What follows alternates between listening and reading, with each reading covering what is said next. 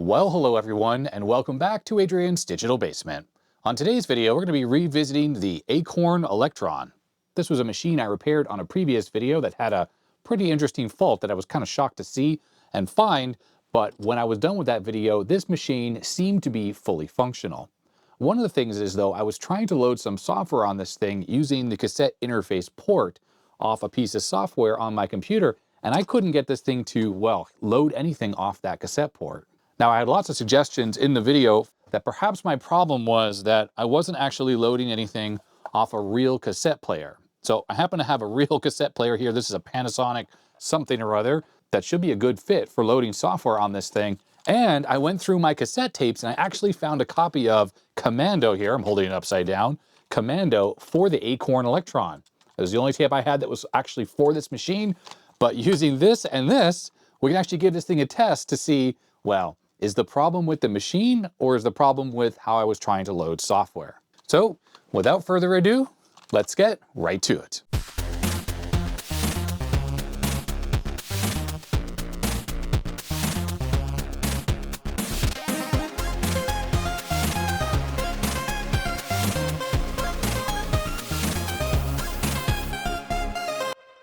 So as is the case with other Acorn machines like the BBC Master and the BBC Model B, the cassette interface port is actually a DIN connector on the side of the machine. Now in the first video I was using this cable here, which I think I got with one of my BBC Model Bs at some point. And since this cable was really designed to plug into a cassette player like this Panasonic here, which is mono, the actual 3.5mm connector on here is also in mono. And usually when you have a mono 3.5mm, if you plug it into a stereo one like that, then when you have the right and left RCA jacks, one of these is going to be going to the correct pins on here. Now in part one, I didn't know I had an actual game on cassette for this machine, so I didn't even bust out the original tape deck here. I just plugged this cable here with one of these RCA jacks into my USB DAC, which is sitting here on my bench, and hope with the volume maxed out on the computer at me playing back the waveform, the audio files for loading software on the Electron, that it would work. To the best of my understanding, when you use the chain command to load software from tape on these machines, when you hit play on your tape deck or, on the computer in this case, it should say found or something like that with the name of the software and then proceed to load it. It didn't actually show anything on the screen. It was as if I had no audio connected up to the computer at all. Now we have a couple different ways we can go about trying to troubleshoot this. I have the BBC Master sitting right behind me and it has the same cassette interface port. So we can hook that up to my computer and use that same web interface software to play some software into that BBC just to validate that this cable solution is actually appropriate and works. It would also validate that the audio output from my USB DAC is loud enough for the computer to hear it. But since I have a piece of actual software for it and I have a cassette drive, which definitely works, I've already tested this with some music tapes, let's hook this up as the way it was intended and let's see if I can load Commando off a tape. Before we hook up the computer and try the Commando tape, let's move that off to the side for a second. Let's just test out this tape drive or this cassette deck and make sure that it plays tapes properly. For testing, I'm going to use David Murray's Attack of the Petsky Robots. This is the actual soundtrack from the game. And let's just pop this tape in here. I don't think I've ever actually played this tape. And here we go. Now I have this hooked up to a 6-volt DC source. This is what this particular tape deck uses. Unlike the earlier ones, it doesn't have a large AC transformer in it for mains. So there it is. I'll turn the volume up a little bit. Now it might sound a little weird like it's going in and out, but I think that's the actual tape, like the song on the tape. Let's fast forward a little bit here. There we go. So that's working well. Sorry if you're having to talk over the music. What I can do is plug in my speakers here. I have this cable set up, which goes from, since this is mono, it goes to one jack here with a splitter over to my amplified speakers. And let's hit play. And I can turn the volume up on this. And yeah, sounds great, actually. What's amazing about this cassette deck is I actually opened it up as I had to clean or deoxit some of the potentiometers here for the tone and the volume control, not to mention the little switch inside the audio jack here, I plugged in an external source so I could hear the music. When I pulled it out, the internal speaker wasn't working. So a little contact cleaner. I used a bunch of this QD electric cleaner in there, both the jacks and in the potentiometers, then a little Deoxit. And yeah, it's working absolutely perfectly now. What's cool about this deck is I don't actually know, well, let's see if we can find a model number or any model information. Panasonic model RQ2107D, as in Delta, made in Singapore. I have no idea when this thing was actually released. And the original belt is still in this thing. And take a look at this. It doesn't have any battery leakage, which is an extremely common problem with these types of tape decks. This thing is basically in mint condition. I don't even remember where I got this. I think I found it at e-waste or something like that. And yeah, this thing rocks. So the original belt is in here, even though I could have changed that. Now, what's also cool is the design of this, which is a lot of plastic parts inside, has a big, heavy metal flywheel in it, about that large. So from a stability standpoint, or a wow and flutter, it's actually quite good. It means that playing these types of tapes here should be good enough for the computer to properly load it in. Now, a lot of people were saying, let's just pop this tape in here. Oh yeah, let's take a look at the tape first here, actually. So there it is, Commando for the Electron, and it's by the company Elite. And there's the spine and a UPC code of some type. And the tape itself just says Commando for the Electron in 1985. I think it's pretty typical with these. Looks like it's a very short tape. The program is actually recorded on both sides. So if one side gets accidentally erased or screwed up, you can flip it over and maybe you'll have a good load at that point. This tape definitely would have been sent in by a viewer, and I don't remember if that was Jude who originally sent in the Acorn Electron computer, or if it came with another machine that I got at some point in the past.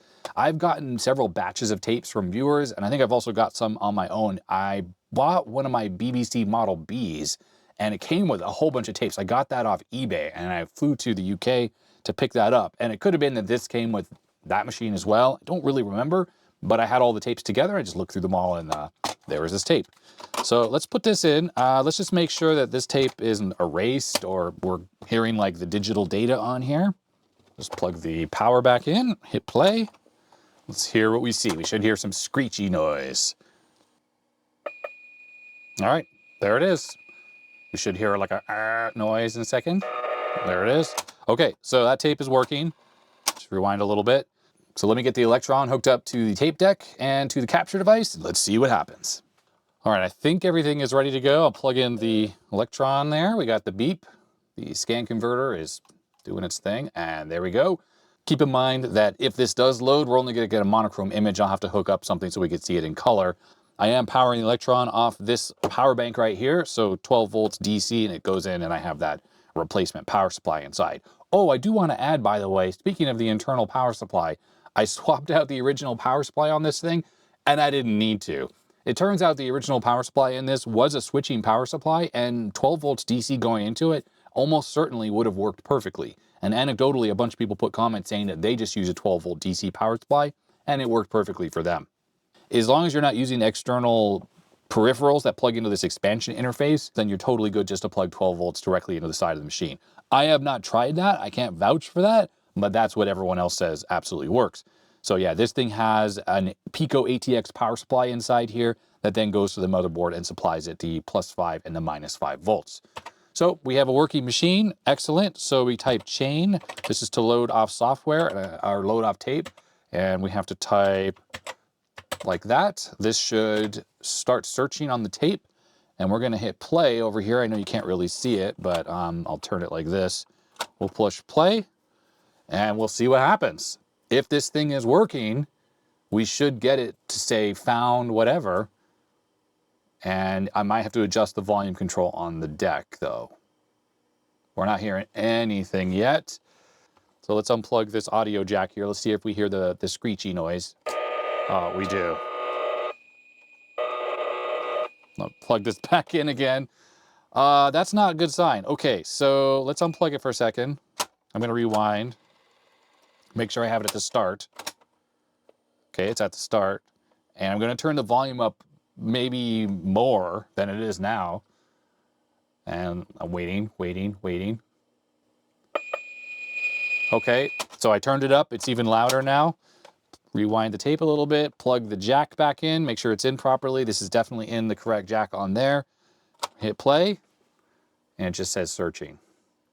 Now, I don't know how long it normally takes for this to work, but this kind of makes me think that there really is a fault on this machine. That was my hunch early on, is that something is wrong with the ULA, which actually handles the tape loading. Now, to validate this entire setup works, well, not the power bank, but you know, the cable and my tape deck here, and I guess this tape. Let me grab the BBC master and we'll plug this stuff into that, at least the cassette player here. And I think while it won't run this software, hopefully it can actually find it and try to load it. If not, I actually have some BBC tapes as well, BBC Model B tapes, and those will absolutely work on the master. And that'll help us adjust the volume control on the tape deck, yeah. So let's turn this on. Hopefully this machine is still working. It's been a little while since I've used it. And there it is. Ignore the glitchiness. I think that is my retro tank. Let me flip this switch here. There we go. That's a little bit sharper now. Yeah, that glitchiness there has nothing to do with the machine. That's completely the retro tank in the way it's not super happy with the video signal out of the master. Anyhow, let's try loading the same Electron piece of software here. I don't expect it to work, but I expect it to probably at least find it. Oh, that didn't work. And I think that's because it's trying to load off of a disk. Oh yeah, that's the problem right now, is I have the SD card thing in there. See, that's showing up right there. And that means that when I tried to chain with a star, it tried to actually load off the SD card, which is stuck in the bottom of this thing. There's a little SD card interface. So let me go figure out how to switch over to using the cassette drive. Okay, a little bit of Googling indicated I can type star tape. And I think now it's configured to actually use the cassette drive here. Okay, yeah, good. There we go. I'm going to hit play. All right, well, it's definitely into like the loader part of the program, and it didn't find anything. This is, of course, an Electron program, and maybe it's completely not compatible with like the format. Maybe they changed the format slightly. So let me go find a BBC Model B tape, and we'll try that one. All right, I went looking in the other room, and I found this tape here, Acorn User Graphics. It just simply says graphics, but I think this is for the BBC because it says BBC Programs. And if we take a look at the liner here, it says intro, and then there's a few different programs on there. So let's pop that tape in, hit play. Of course, I don't know where the volume control is. That might be mismatched. And it just says searching. Now, if this doesn't work, this cable might well just, oh, look, the cable works. Intro. I don't know if, I've never loaded a piece of software off tape ever on any BBC machine or Acorn machine. So I don't know if this is like it working normally or, or am I supposed to push a key? Maybe it's just loading. I could have probably read the paperwork. Now on that DIN connector, by the way, there are some extra signals that aren't connected with this cable that essentially pause your cassette player. So as soon as the program is done loading, it actually can pause this thing. Now this particular cable only has audio output, so you can't save programs to tape, and you can't control the motor as well with that extra wire. It says 12 AB. Don't know what that means. All right, now it found Paintbox, which I think is the second program on here. All right, I think I see my problem. So I need to stop this. Break. Okay. So it looks like there's a couple things you can do. You can do chain, and you can type the name of the program you want, which like intro is the one we were trying to load. Or I think you just put chain and 2 quotes as opposed to the asterisks that I put. So I think when I put chain asterisks, it started loading intro. Well, it saw intro, but didn't actually load it because it was looking for a program named asterisks, I think. And that's because I looked in this little paper here and it told you to put chain and then put the name of the program you want, like intro or one of these other ones. Or you could just put chain with 2 quotes right next to each other like I did there, and then it should just load the first program. Now the thing is, my error with typing chain with an asterisk didn't cause a problem on the Acorn Electron, and that's because it never even found anything. Like it never said loading and the name of a program. And we can validate now that this cable is totally good and this cassette player is also working. Yeah, please ignore that. I don't know what is going on. Let me just plug and unplug the cable there. RetroTink is freaking out. Okay, it beeped, and I don't think it's loading anymore. I hit stop. Oh, isn't that sweet? Now, this is probably in color. It's just not showing it. Your graphics cassette contains the following program. It's Paintbox, Sprite Designer, Sprite Mover, Sprite Editor, Dot Fill, Color Fill, Pie Charts, and Bar Charts. Well, that's really cool. That's neat that it just starts running automatically as well. Oh, that's the difference between the load command and the chain command. When you hit chain, it actually starts the program automatically, while load just loads it into memory and then you can list it. All the programs on this tape are self-relocating, so page need not be present to any value. Okay, I don't know what that even means. P to run Paintbox. I don't know, let's just try it. So we hit P, RetroTink, okay. And now we're gonna hit play and should probably find Paintbox because that was next on the tape. Now I know this is probably as exciting as watching paint dry here, but I'm really happy to have validated that the cable is good and my player is good and everything is good to go. So that kind of tells us the problem probably exists on the actual Electron itself, although we could still be having a problem with this tape. And maybe what I need to do next is hook up this cable assembly to my USB DAC, and let's use that web interface like I was trying in part 1 of the Electron video to load a piece of software off my modern computer. Oh, there we go. Press stop. All right, I did not look at what you need to do to use this program. Looks like I drew a dot. I'm flashing the lines and doing things. Okay, well, if I hit break, so on the Electron, I kept complaining that if I pushed break accidentally, because you can't just push it like that your program, like let's just type one in here, it's going to be exactly the same on this machine here. So print hello, it's there. If you hit break accidentally, you go list, it's gone. But you just type old, and that brings your program back. I was typing the command restore, which is not right. So it's new for a new program or old for your old program. In fact, I'm curious if you type new, so it's gone, and we type old, does the program come back? It does! That's pretty cool. These are BBC basic conventions I'm not familiar with. And again, it's exactly the same with the Acorn Electron because it's running BBC basic just like the master is, right? Okay, let me get set up to try to load some software off of my web browser next. So this is the project we're going to try to load some software from. It's PlayUEF. It's for the Acorn Electron and the BBC Micro. It's on GitHub. And if you scroll down, there is an online version, which you can pick right here, which goes to this interface here. And if we hit more cassettes, we have some games here. Here's that Commando B, which is actually the same as the Acorn Electron tape we were trying to use. So let's just grab this. Oh no, it loaded it right in here. Oh, excellent. If I hit play, we should actually hear that screechy noise coming through my PC speakers here. I have the volume turned down. There it is. Okay, so that tells us right there that we're getting the correct output. And this is the cable that's plugged into the back of the BBC master right here. And I'm gonna plug, I think, this jack here, the white jack, into my USB DAC. And let's give this a try. So we're gonna do tape first, because I hit break. And we're gonna rewind this all the way back to the beginning. And now we're gonna type chain and quote, quote. And before I hit play, I'll just mention that I have my external speakers hooked up, just one of them, and I also have the BBC hooked up to the other channel. So we hit play, and that's very loud, so I'm gonna turn that down because that's very annoying. And if you look at the BBC, let's switch over because I can barely see it because it's so small. I think it says it's loading. All right, there it is. Yes, it's definitely working. So that confirms 100% for sure that my USB audio DAC outputs a good enough signal, I guess, that the BBC master, and I'm sure the BBC micro works, the cable works. It kind of validates the whole chain. So this is good and this is bad. The good thing is this confirms that, I'm just watching what it's doing here. It's loading T-Game. This would be in color, by the way. It's just, I'll hook up to a composite, so there's no color video. Okay, so the good thing is this rules out the cables, the DAC, the software, all this stuff from being a problem. The bad thing is this definitely confirms that the problem exists in the Acorn Electron. Why that's specifically bad is that the Acorn Electron uses the ULA chip to do all that tape input. And if the ULA is the problem, well, I discussed it in part 1 that the ULA chip is a custom chip that was only used on that computer, and this is one of the later revisions, so it uses one of those weird chips with the pins and all that. So that all is a bit of a problem. If I recall from the schematics, there are some electronics, some chips and gates and things and amplification or whatever happening ahead of time. And maybe, and hopefully, the fault lives in that area because that's stuff that we should be able to fix. So let me grab the Acorn Electron, crack it open, and let's investigate.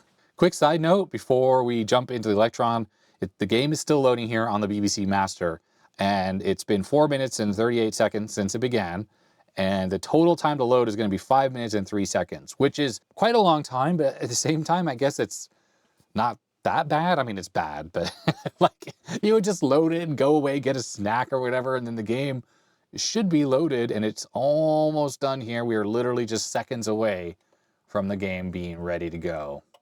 There it is. Elite presents Commando, 1 or 2 player game. We'll hit 1. All right, there it is. How do I move? I'm about to get shot. I did. I just fell over. I guess that's me in like the what looks like white. Obviously there would be color, like I said, if we're hooked up through RGB. I'm sure there's some key combination. Oh, there we go. It moves. Oh boy. Okay, that's left and right. How do I go up? Oh no. Okay, Z and X move left and right. Okay, there we go. Asterisk moves up. Okay, asterisk and slash move up or down. How do I fire? Enter. Oh, this would be so much easier with a joystick. And color would probably help as well, but that's not the main problem. Main problem is I don't know what I'm doing here.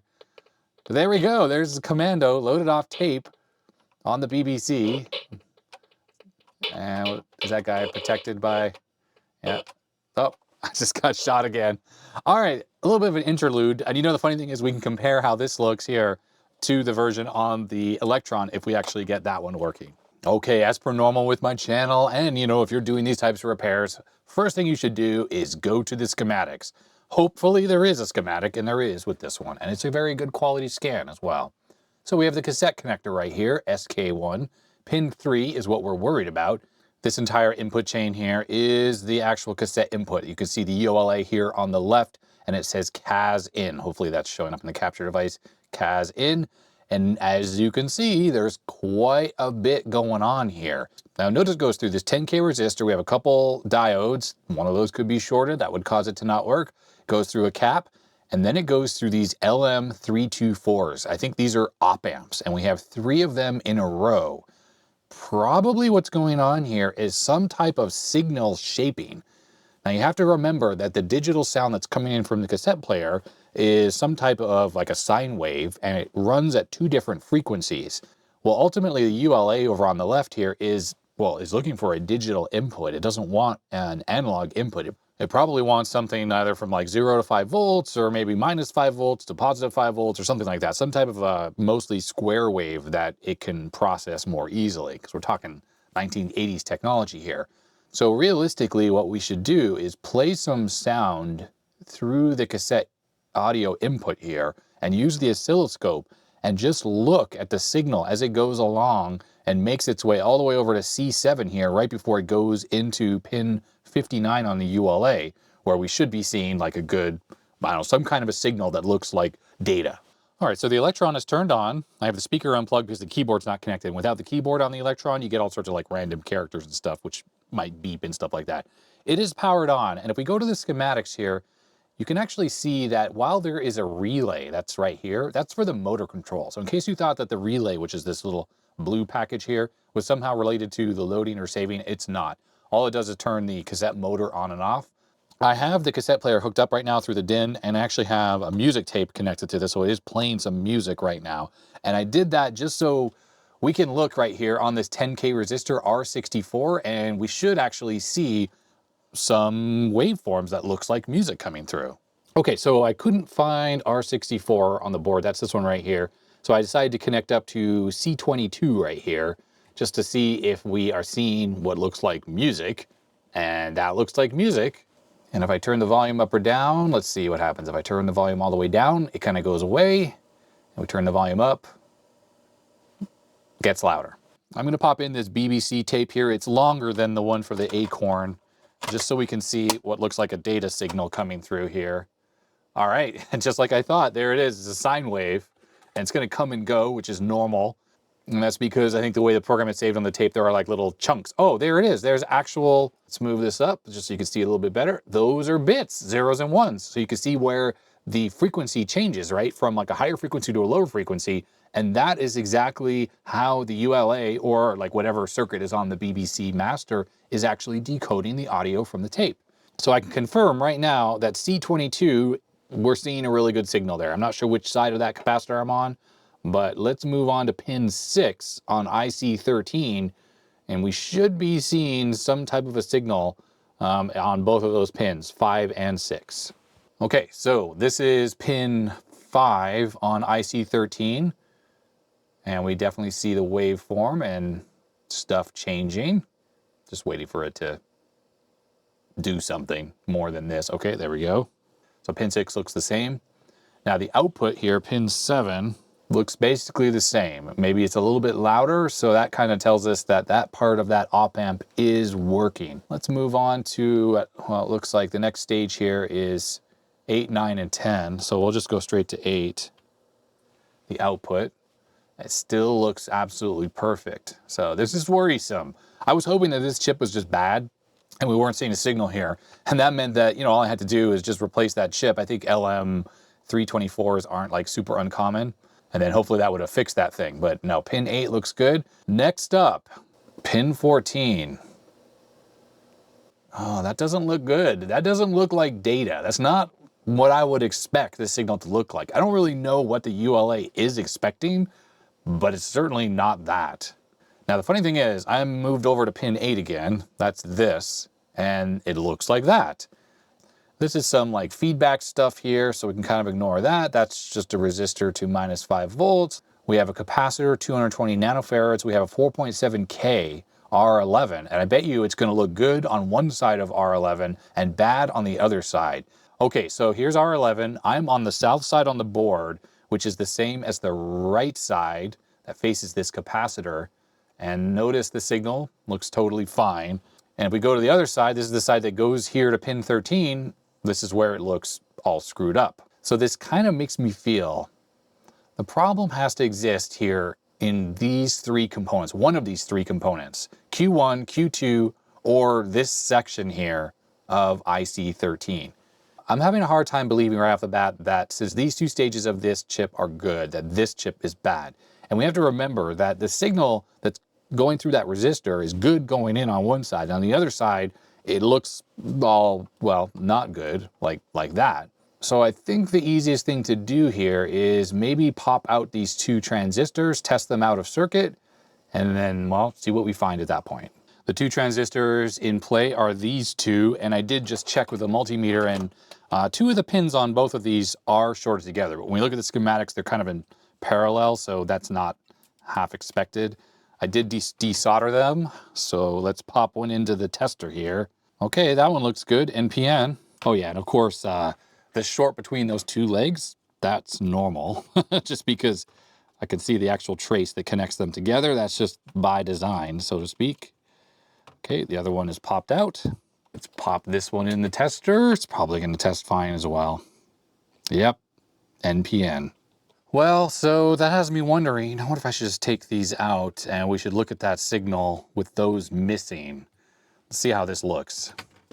All right, so we're looking at pin 14, which is the output of the op amp that goes into the ULA, and those transistors are removed, and we hit play.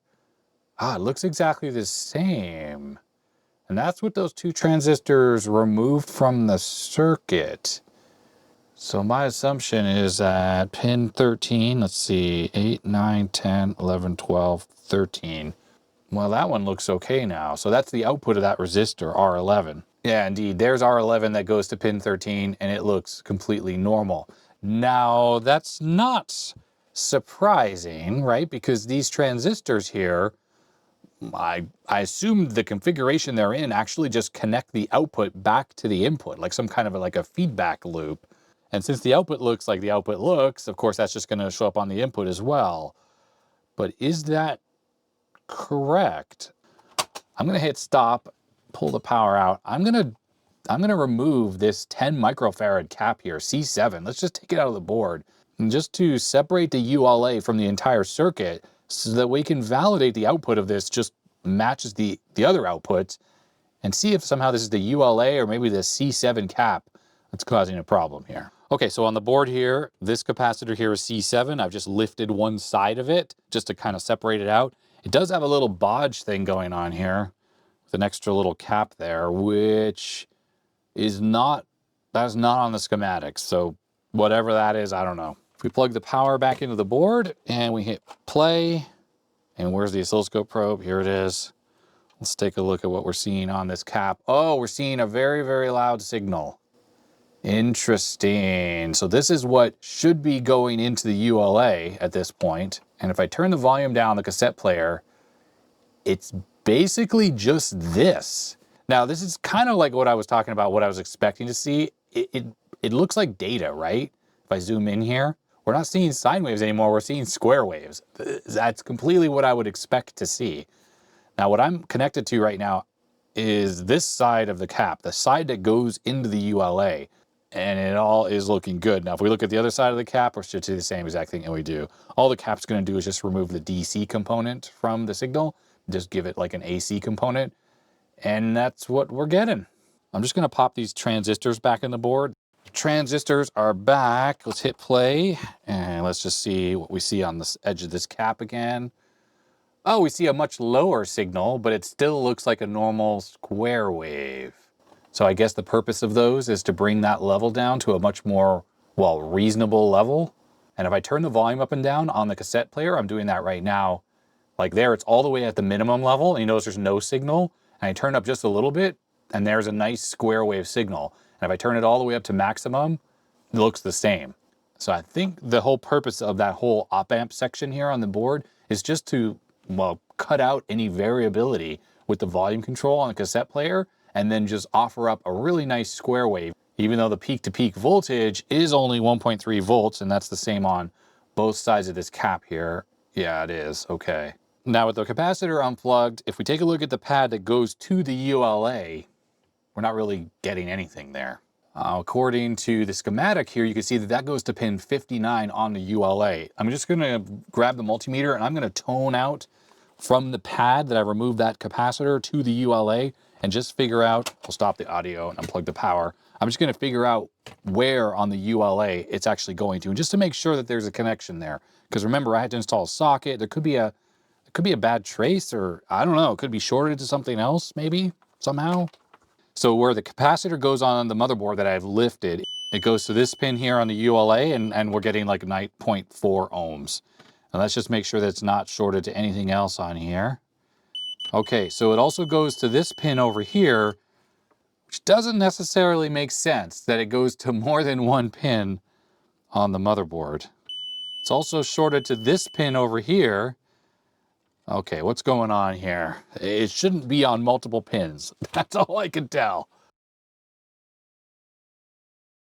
So I'm going to spend a moment here. This pin is where that cap is that I removed. I'm just going to find out like where that's going exactly. It's going to have some vias going back and forth. Figure out how this gets over to here, and just try to figure out what's going on exactly. What's difficult here is it's hard to trace because there's a short. So I might be probing what I think is the actual signal here, and I'm picking up on like, you know, a ground line. But I think it makes its way to there, goes around this jumper, and it looks like it goes from there to there. But then it looks like it goes to this diode right here. And is this diode shorted? I mean, it shows up as shorted. My assumption is D8 here. That one side of it goes to ground. Yeah, it does. So that diode could be shorted right there. That could be what's causing all of this. And that's not on the schematic. That diode is, I'm just looking at the schematic. I know you can't see it, but no, that's not there. So I think the best thing to do here is just lift one side of that diode. All right, so as you can see, that diode is lifted. Let's see if that short exists in the diode itself now that it's lifted off the board. Yes, that diode is freaking shorted. 0.28 ohms. That's a dead short. Now I gotta take it out, and we gotta try to figure out what kind of diode that even is. Okay, here's the offending part. I'm gonna use a loop here to try to see what this is. It looks like it says 1N4148. Which, if you know diodes, that's just a normal fast switching diode. There's nothing special about that at all. And I'm sure I have one of those, so let me go find one and I'll stick one in the board.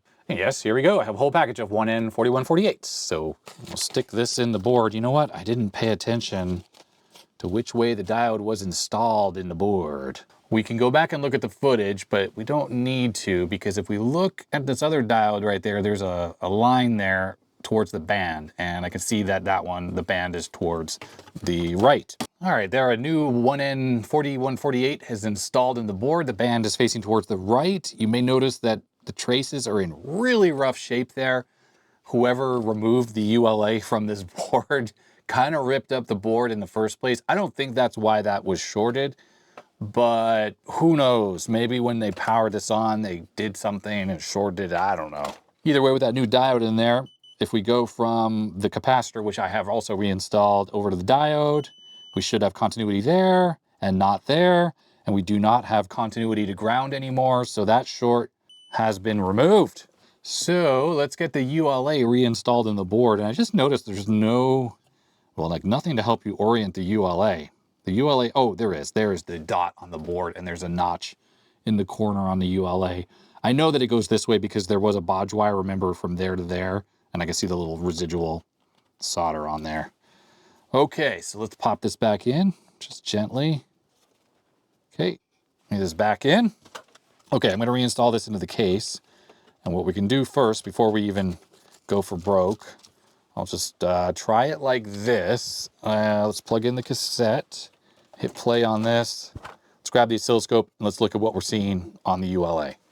All right, so I happen to know now that this side of the diode is, there it is. Yes, so that is what we're supposed to be seeing. Oh, okay. Let me get the keyboard connected up because we need to type the chain command and try to load some software on this thing. I'm gonna hit stop. I'm gonna put the screws back in and yes, get this thing all put back together. All right, the Electron is mostly back together. I'm gonna put the bad diode right here on the top. Let's plug in the power. Should hear a beep and this thing should work. There we go. So we have basic. Now I do have the actual cassette drive hooked up. What we need to do is not try to load this tape. We know that's not gonna work. We have to switch over to this Acorn Electron commando tape. Okay, the tape should be queued up. So let's chain, and we know now it's just quote, quote, hit enter, searching. We push play, and this should freaking work. And we also learned by looking at the waveforms that the volume doesn't really matter because this thing does a pretty good job. Uh-oh, we're still not seeing anything here. Oh, wait, I was ready to give up. Rewind tape. Wait, what's happening? What's all this? Okay, that's, I don't know. Maybe this tape is bad. You know what? Let's try side 2 just for grins. We'll hit break there. So it didn't obviously load there, but let's try this again. Chain, quote, quote. It didn't load, but it started to load, and we did see that it actually recognized the name of the program, and that's a lot better than this has ever done. With this shorted diode in here, this thing never actually saw anything ever. So we're definitely making some progress. There it is, commando. Okay, side 2 is working better. All right, so shorted diode. I mean, I'm saying why, but I assume what we're gonna get here is maybe nothing. I thought this would be maybe like that splash screen, but now we're sort of seeing nothing. Oh, yes. Okay, it's freaking working. So what's interesting is it clicks the relay as it's loading this, which I think is supposed to stop and start the tape deck, but that control is obviously not working, and that doesn't seem to make a difference because data. Okay, well, it didn't work. I wouldn't be surprised if there is a big old problem with this tape. Just looking at the tape here, it doesn't look like it's in pretty good shape. We definitely have a ULA that is able to at least see some data. I mean, right there, we're loading some graphics. Let's get this rehooked up to the USB DAC and we'll try the web interface because we know there won't be any tape problems with that. On the web interface, I actually have this game loaded up, so the same thing, and I'm gonna hit play, and if we turn the speakers up, we can hear it screeching away. And there it is, Commando 1. And if I have the web interface up, which I know you can't see, I can see strings of data going. There's that pause, which we saw last time on the real tape, that is. And our assumption is, yep, there we go. So I'm gonna turn this down. We don't need to hear that anymore. There it goes, loading up. Yeah, it's fixed. I don't want to count my chickens, I guess, until we see this game actually running like we did on the BBC Master. But I'll do a jump cut here to the game running or it having errored out. All right, we have mere seconds to go until the game should start. There it is, T-Game 49. Oh, look, it's off the top of the screen. That's a RetroTink thing. If we hit 1 and we hit enter, there it is. I think it was ZX and... oh, it plays really slow. I don't know how to move up and down. It doesn't use the same keys as the BBC did. Oh, this is going at like half the speed. It's miserable. Don't shoot me. I'm trying to run faster than your bullet. Oh, I can't go there. How do I go down? Oh, here we go. Oh, this is so terrible how slow it is. Oh, no, this is really bad. Can you go diagonally? Oh, you can actually go diagonally. Wow. So this is where the speed difference between this computer and the BBC really show up. The 4-bit RAM on this thing really causes issues. How do you go down? Okay, oh no, the keys are the same. I just was pushing the wrong keys. Go away, go away. I'm not shooting anyone, I'm just running away from them. Wait. I can't go off the screen. I'm trying not to get shot here. Let's see if I can shoot this guy here. Oh, no, no, no, shoot up. No, no. No, no, no, no, dodging bullets by running away from them. Because, you know, that's realistic. That's kind of how it works, right, in real life. You can dodge bullets by running away. Oh, there's a grenade. All right, let's go up. Okay, the scrolling isn't too bad. But the gameplay is very slow. And the score stuff is off the top of the screen. I wonder why that is. It's not like that for the, on the BBC Master. I could actually see the top of the screen and we're using the same speed. Wow, without the enemies, you run a lot faster. Yeah, actually, I'm actually shooting people. This is actually shocking. The slow gameplay makes the game easier to play. And I'm actually playing it. We're playing a game on the Acorn Electron. Very cool. Oh, got him. Let's see. What's that guy doing in the top corner? He's like dancing around. Oh, there's a cave or something. There's a motorcycle up there too. Can I go in here? Oh. I guess I walked through. Why is it black looking? That's weird. We don't really know what colors this would actually be using if we had color display. Shoot. Shoot him. Shoot. Shoot. Ah, no, no, no. I think he killed me. Yeah, he did. Okay. That right there was a successful fix. This computer freaking works now. It was a diode that brought the cassette port down to its knees. Now that does get me thinking. Was the reason why this thing was butchered in the first place and that ULA was attempted to be removed, was it all because the cassette stopped working? Because in the UK, where this thing came from, people definitely would have been loading games off of cassette. And this diode shorted and failed, stopped the cassette from working, and maybe that caused the user or the owner of this machine to think the ULA had failed. They maybe bought a replacement, did all that butchering to take it out, maybe put a new one in, and found that the cassette still didn't work because that was the parts cannon method of troubleshooting, where you just replace entire parts instead of trying to understand what might be the problem. Now, I don't really know why this diode wasn't on the schematics we were looking at, but maybe there's a revision, a later revision of the schematics that has this diode on there. But yeah, with a little troubleshooting, I was able to kind of go through that entire circuit and figure out that it seemed to be working okay, especially once we lifted that leg of that cap, and that the problem existed beyond that, which turned out to be this diode. This literal 2-cent part caused this entire computer to stop working. Well, at least the cassette part. So anyhow, that's going to be it for this repair. The final repair on the Electron here. Nice to know that it is fully working and I was actually able to play a game on there. And interesting is we were able to compare definitely Commando running on this and the BBC Master, and it's way faster on the BBC Master. It's much more enjoyable of a game than it is on this thing. So if you enjoyed this repair, thumbs up, all the usual YouTube junk. Thanks to my patrons. Their names are going up the side of the screen, all the usual stuff. And, you know, thanks very much and Happy New Year and all those good parts. And I guess, yeah, that's going to be it. So stay healthy, stay safe, and I'll see you next time. Bye-bye.